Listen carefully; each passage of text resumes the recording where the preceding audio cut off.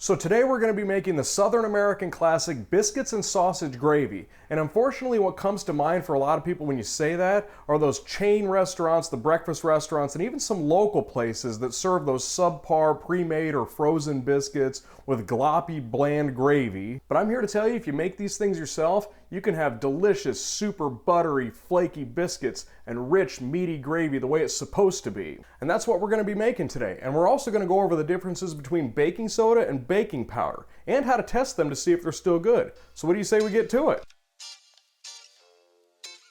So let's start out with our biscuit dough, and for that measure out 10 ounces or 2 cups of all-purpose flour along with 2 teaspoons of baking powder, a half a teaspoon of baking soda, and 1 teaspoon of kosher salt. Mix all the dry ingredients thoroughly, and we're going to follow that up with 8 tablespoons or 1 stick of chilled butter. And with the butter, you want to sort of cut it into the flour, but it shouldn't blend with the flour too much, which is why it's important to have the butter very cold. You still want to have some chunks. You've probably noticed that I'm using a pastry blender for this, which isn't something a lot of people have just lying around their house. A fork is also an excellent tool, and a lot of people recommend using a box grater for this, which produces really good results but also comes with a smaller margin of error. The smaller, thinner pieces produced by this are more likely to melt into the flour. So when doing this, make sure that you chill the butter after shredding and after mixing the dough. Working in the fat this way is what creates a flaky consistency. As the fat melts, it flattens and creates pockets which trap steam. And this is what results in a layered or flaky texture in the end product. The goal here is to have the butter chunks be about the size of green peas. Mixing them beyond that will result in an inferior texture on the biscuits. Once you've reached that point, go ahead and add 6 ounces of buttermilk, and I like to mix it together with a spoon for a minute before plopping it onto the countertop to form it into a dough. So as you can see, the dough is still a very shaggy dough at this point, and it may not seem like it's going to come together, but I promise it will. The moisture from the buttermilk in this case sort of slowly absorbs the flour, and if you've ever made a flaky pie dough, the procedure is essentially the same here. What you want to do here is to press and form the dough together at the beginning, folding in any loose dough crumbs, and when it all comes together, briefly knead it or fold it over itself 15 or 20 times. The dough isn't going to be smooth or pretty here, but don't worry, for biscuits this is actually ideal. And now we can take out our rolling pin and flatten out the dough. And if you don't have a rolling pin, an old wine bottle will work just fine, and honestly you can press it out with the palms of your hands. People will say otherwise, but they're wrong. 10 seconds of contact isn't going to drastically heat up the dough. Chunks of butter should be visible within the dough, and we're going for a thickness of about a ½ inch. Okay, we're ready to pan these things up now. Line a sheet tray with parchment paper, and I just happen to have one of these little handy dandy biscuit cutter thingies. It's one of my random pandemic money purchases from a couple of years ago. I have a whole set of them actually.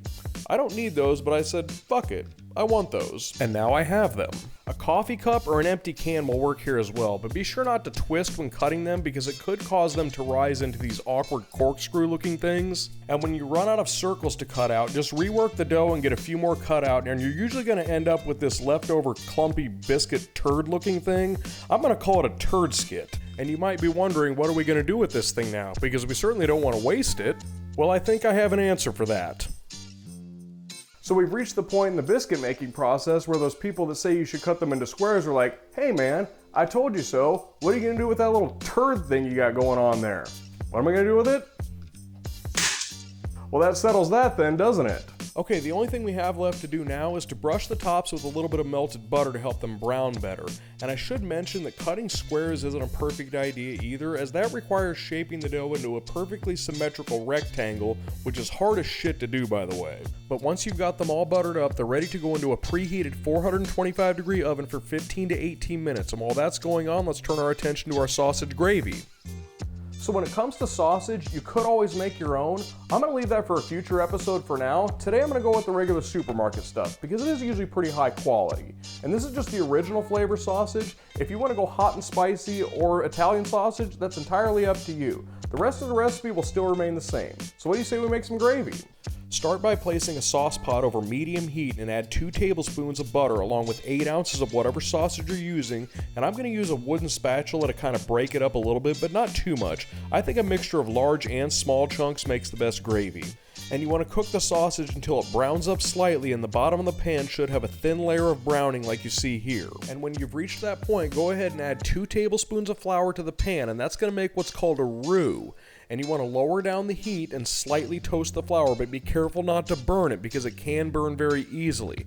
I'm actually going to switch over to a silicone spatula here because that makes more practical sense for this. And once the flour starts to give off a sort of nutty aroma, go ahead and gradually work in 6 ounces of milk along with 6 ounces of chicken stock, or 3/4 of a cup of each. A lot of sausage gravies use milk as all of the liquid in the recipe, but I found that using chicken stock along with milk adds a level of complexity. It makes the whole thing more meaty and savory. So if you haven't tried it, I strongly recommend it. And once you've got everything incorporated, go ahead and add a few pinches of salt, continue stirring, and bring the mixture up to a boil. Now, when learning about biscuits and sausage gravy, you might come across the term sawmill gravy, and that's because it was served to sawmill workers in the Appalachian South in the late 1800s, basically as a cheap, calorie-dense food. Another related term here is country gravy, which is probably closer to what Europeans know as bechamel sauce. Country gravy is basically the same as this, minus the sausage. And now that the gravy has reached a boil and the flour has had a chance to fully thicken the gravy, all that's left now is to add a whole goddamn shitload of black pepper. I say that, but of course adjust it to your own liking, and make sure to give it a taste and add a bit of salt if it needs it, and that's it for the gravy. So the biscuits actually have a few more minutes in the oven, so now we have a good chance to go over the differences between baking soda and baking powder. Baking soda and baking powder rely on a chemical reaction between an acid and an alkali to produce carbon dioxide gases, which will cause whatever you're baking to rise. Baking soda is the chemical sodium bicarbonate, which is a base, and when mixed with an acid and moisture, the reaction will happen. Acids can come from such foods as honey, buttermilk, molasses, sour cream, cocoa powder, fruit juices. There are a lot of sources of acid. But the reaction happens when it's mixed with moisture. So when baking soda is the only ingredient in a baked product, it needs to be baked immediately. Baking powders, on the other hand, are pre-made mixtures of baking soda plus an acid plus a moisture absorber such as cornstarch, and the reason that's there is to prevent moisture from essentially activating the reaction.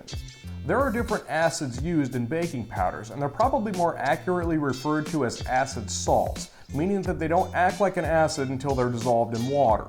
Some acids release more gases during mixing or when they're introduced to moisture. These acids are referred to as fast-acting acids. Some examples are cream of tartar and monocalcium phosphate. Now, because of the fact that these acids mainly release their gases during mixing, they're referred to as single-acting baking powders, and they need to be used immediately. Now, to make a quick single-acting baking powder yourself, simply combine 1 part baking soda with 2 parts cream of tartar and 1 part cornstarch. And I know, what are the odds that you're not going to have baking powder around and you're going to have all of these? It's not very good, but anyway, that's how you do it. Now, double-acting baking powders, on the other hand, contain slow-acting acids, such as sodium aluminum sulfate and sodium acid pyrophosphate. And those are big words. These baking powders release only a small amount of gas during mixing, and the majority of it is released during baking. So recipes with these don't have to be baked right away, and the majority of what you see on supermarket shelves are double-acting baking powders. You can just look at the label. I actually don't think I've ever seen a single-acting baking powder on a store shelf before, so you're probably never going to run into it. Now, if you've had these sitting in your pantry for a while and you don't know whether they're still good or not, with what you've learned today, you should know all you need to do basically is just create the reaction. To test baking soda, all we need is vinegar and a cup. Just put a little bit in, vinegar, and this should fizzle. I'd say that's still good.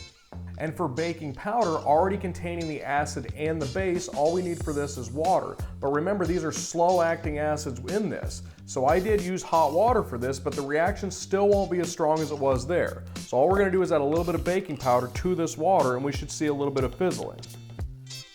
I don't know how well you can see it, but it is happening.